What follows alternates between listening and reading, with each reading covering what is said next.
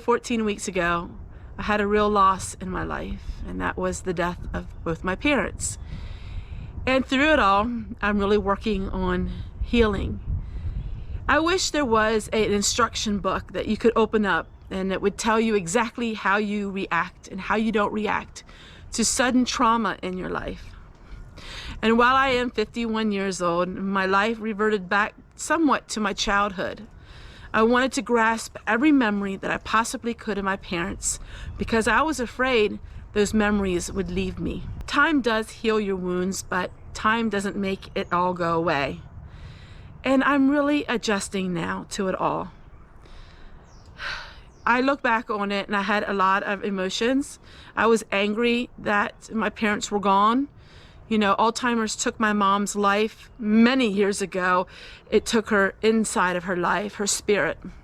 I was angry about Alzheimer's and how there could be such a cruel disease out there that could slowly kill a person. I was upset that my dad passed away so quickly. I wasn't ready for it, but who's ready for death in your life? While my parents lived a long life, it wasn't long enough for me. It's not long enough for anybody when you lose a loved one. I wanted more time. I wanted my parents to live forever. And so in the 14 weeks that went past, I tried to acquire everything I possibly could that was my parents. And I did, because I'm pretty much the only sentimental person in my family. And so that really has helped me, believe it or not, having my mom's rolling pin and having my mom's kitchen utensils and having my dad's hunting outfit and his hunting hat and his treasured wallet that he had for so many years. Every day I take that wallet out of my drawer and I look at it and I give it a kiss and I put it back in the drawer. To me, that's part of my healing. You know, when somebody dies, nobody can say you have to grieve this way or that way. Every person grieves differently. And I grieved, and I grieved online, which I didn't know how I would grieve, and it was hard, but yet I look back on it and it was a very healing process for me because I was able to share my life with you guys all, and you guys shared a lot of your intimate parts of your life with me, and that helped me tremendously. Helped me process it all. You know, our minds aren't made to process trauma, and while the death of my parents wasn't necessarily trauma because of their age, it was trauma to me. I do look back and there was some childish moments.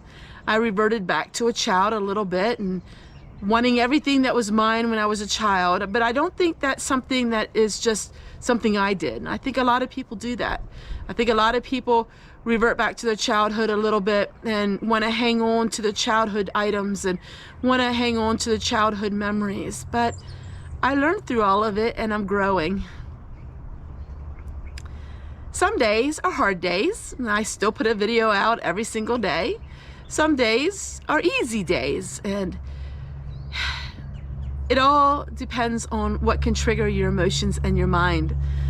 I will think of a memory and I'll start to cry, and I'll cry for a little while and I get over it and wipe my tears and go on with my day.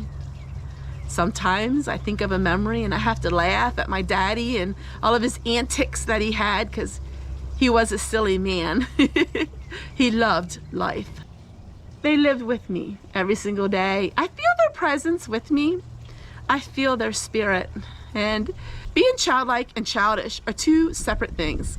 You can be childlike and you don't have to be childish.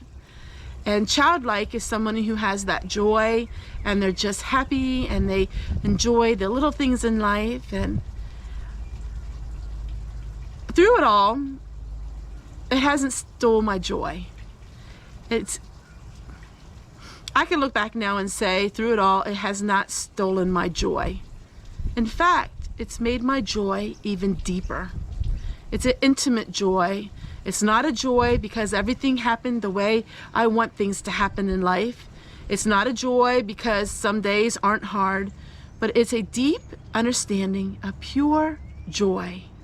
Joy in knowing that I will see them again someday, and joy in knowing that they would be so proud of me and the growth and the maturity and all of the things that I have learned all of these 5 years on YouTube. So I have joy unspeakable and full of glory. It's a joy that it's hard to explain. I did some videos about joy and I got a lot of flack on them because some people were annoyed by me talking about joy and how to have joy. And some people, it really ministered to them.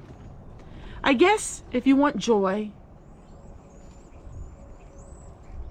you must ask for it. Doesn't that remind you of a song? If you want joy, you must ask for it. If you want joy, you must ask for it. If you want joy, you must ask for it. For the joy of the Lord is my strength. Yeah, it's a child song. But how many times as adults we forget the child songs that are actually extremely important, and they're actually really life-changing, life-altering. If you want joy, you have to ask for it. Joy is something you have to work on. Joy unspeakable and full of glory, full of glory, full of glory. Yes, it's joy unspeakable and full of glory. These songs, we're not too old to bring them back in our life. You know the secret? I'm gonna tell you a secret. Are you ready for it? I'm gonna tell you the secret of the fountain of youth. It's not in a pill or a makeup or anything else. The secret, it's the heart. It's the heart. You want to live abundantly, even though you have aches and pains, and even though life is hard. You want to have the fountain of youth.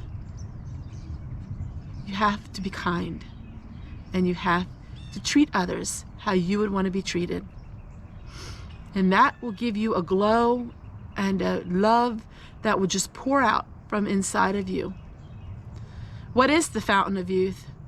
Is the fountain of youth to be 30 your whole life, or to be 20 or 18? No, the fountain of youth is to be mature, to learn and grow, to age wisely, to age kindly, to be all that you can be. There are a lot of injustice in our life, and our flesh wants to cry out, and our flesh wants to attack when we feel that we've been attacked. You know, it's normal, that's human. But when we start doing what other people do to us, then our hearts become cold and bitter, and we start shriveling up like a little prune because it steals of us of our joy. You want the fountain of youth? You have to have joy. And joy is something you work on every day. Joy is a progress. It doesn't mean you run around and be giddy and laugh all the time and be silly. No, it's just a joy inside you that even in the hardships of life, you know that you have that peace that passes all understanding. Peace is something can't be bought. Peace is something that you acquire by living that way. And in turn, in living that way, it blesses you in words and ways I could never express. You want the fountain of youth? You have to have peace and joy in your life. And that, my friends, will make you beautiful, far more beautiful than anything a pill and a potion could buy. Take care, everyone, and we'll see you guys tomorrow.